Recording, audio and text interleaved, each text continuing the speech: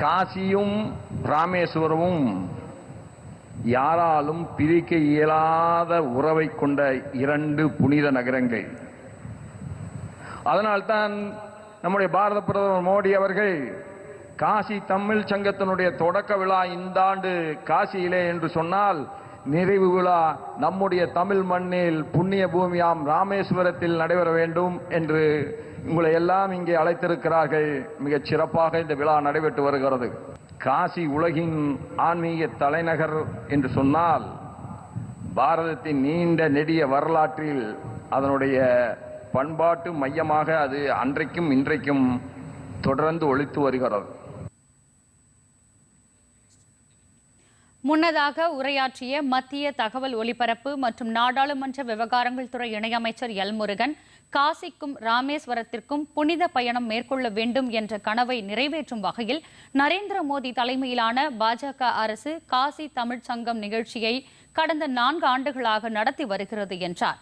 காசிக்கும் தமிழ்நாட்டிற்கும் இடையே நீண்ட நெடுங்காலமாக இணையற்ற பந்தம் இருப்பதை சுட்டிக்காட்டிய அவர், ராமாயணம், மகாபாரதம் போன்ற இதிகாசங்களிலும் சங்க இலக்கியங்களிலும் காசி இடம்பெற்றிருப்பதையும் நினைவு கூர்ந்தார்.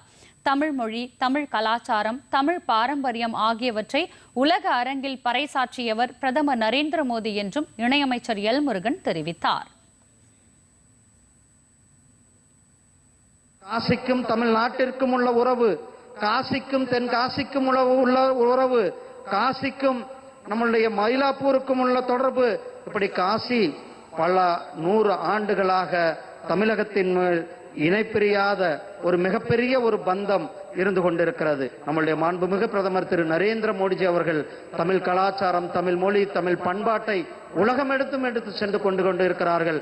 கடந்த வருடங்கள்ல 35க்கும் மேற்பட்ட மொழிகள்ல திருக்குறளை மொழிபெயர்க்கப்பட்டிருக்கிறது.